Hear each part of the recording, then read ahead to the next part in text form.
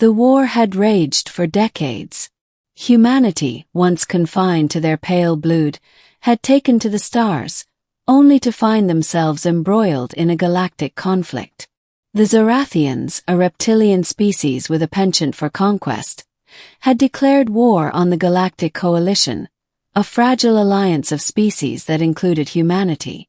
For years, the fighting had been brutal, with neither side willing to yield. But now, at long last, the war was over. Humanity had emerged victorious, though the cost had been staggering. Sergeant Marcus Hale stood at attention in the grand hall of the Coalition's flagship, the Eclipse. The hall was a marvel of alien engineering, with towering crystalline pillars and a ceiling that shimmered like the night sky. Around him stood representatives from a dozen species, their eyes, or whatever sensory organs they possessed, fixed on him. Marcus felt out of place. He was just a soldier, a grunt who had done his duty. He didn't belong in a room full of diplomats and dignitaries. But today wasn't about diplomacy. Today was about recognition. The Coalition's High Chancellor, a tall, willowy being with iridescent skin, stepped forward. "Sergeant Marcus Hale," the Chancellor intoned, their voice resonating through the hall. "For your valor in the Battle of Krellis Prime, where you single-handedly held the line against a Zorathian assault, and for your unwavering courage throughout this war, the Galactic Coalition hereby awards you the Star of Valor, our highest military honor." A murmur of approval rippled through the crowd as the Chancellor placed a gleaming medal around Marcus's neck. The Star of Valor was a rare honor, one that few humans had ever received. Marcus felt a swell of pride, but it was tempered by the memories of those who hadn't made it this far. "In addition," the Chancellor continued, "the Coalition has decided to grant you a unique reward, one befitting a hero of your stature." Marcus blinked.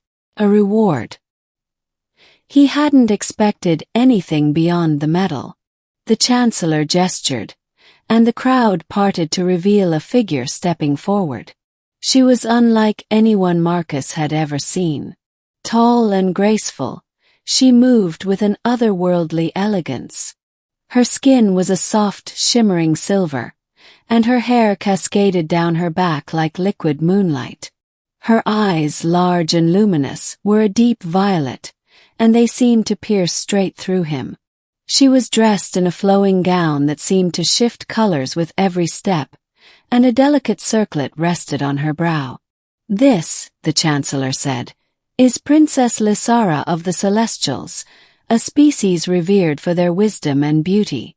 As a token of gratitude for humanity's sacrifices, she has agreed to join you as your companion." Marcus's jaw dropped. "Wait, what?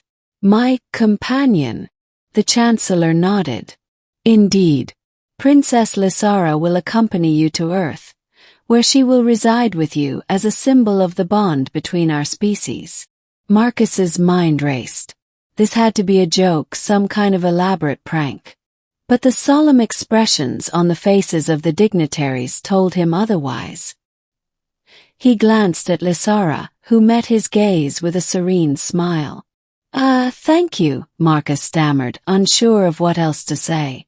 The ceremony concluded, and Marcus found himself escorted to a private chamber, where Lysara awaited him.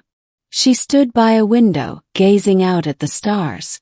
For a moment, Marcus simply stared at her, unsure of how to proceed. "So," he began awkwardly, "you're a princess?" Lysara turned to him, her smile widening. "I am. And you are the human who saved countless lives at Krellis Prime. It is an honor to meet you, Sergeant Hale." "Please call me Marcus," he said, rubbing the back of his neck. "And, I'm not really sure what's going on here. I mean, you're a princess. Shouldn't you be, I don't know, ruling a planet or something?" Lysara laughed, a sound like wind chimes in a gentle breeze. "My people do not rule in the way you might imagine. We are guides, not rulers. And my presence here is a gesture of goodwill. Your species has proven itself to be brave and selfless, and I am here to learn from you. Marcus frowned. Learn from me. I'm just a soldier. And yet, it is soldiers like you who shape the course of history, Lysara said. Do not underestimate your worth, Marcus. Over the following weeks, Marcus and Lysara traveled to Earth together. Their journey was filled with long conversations, during which Marcus learned about Lysara's people, the Celestials. They were an ancient species, one that had long ago transcended the need for war or conflict. They valued knowledge and harmony above all else, and they believed in fostering connections between species. In turn, Lysara asked Marcus about his life, his experiences in the war, and his thoughts on humanity. At first, Marcus was hesitant to open up, but Lysara's genuine curiosity and empathy put him at ease. He found himself sharing stories he hadn't told anyone, not even his fellow soldiers. When they arrived on Earth, Marcus took Lysara to his hometown, a small, quiet place nestled in the mountains. The locals were awestruck by her presence, but Lysara handled their curiosity with grace and humility. She seemed genuinely fascinated by Earth's natural beauty, and she spent hours exploring the forests and rivers near Marcus's home. As the days turned into weeks, Marcus found himself growing closer to Lysara. She was unlike anyone he had ever met, kind, wise, and endlessly patient. She had a way of seeing the best in people, even when they couldn't see it in themselves. And though Marcus still felt unworthy of her company, he couldn't deny that she brought a sense of peace and purpose to his life. One evening, as they sat by a crackling fire under a starry sky, Lysara turned to Marcus. Do you ever wonder why you were chosen for this? She asked. Marcus shrugged. All the time. I'm just a guy who did his job. I don't see why I deserve any of this. Lysara's eyes softened. Perhaps it is not about what you deserve but what you represent. You are a symbol of humanity's resilience and compassion. And in a galaxy filled with strife, that is something worth celebrating. Marcus looked at her, his heart swelling with emotion. I don't know about all that, but I do know that meeting you has been the best thing that's ever happened to me. Lysara smiled, her eyes glistening. And I feel the same, Marcus. You have shown me the beauty of humanity, and for that I am eternally grateful. In that moment, Marcus realized that his reward wasn't the medal or the recognition.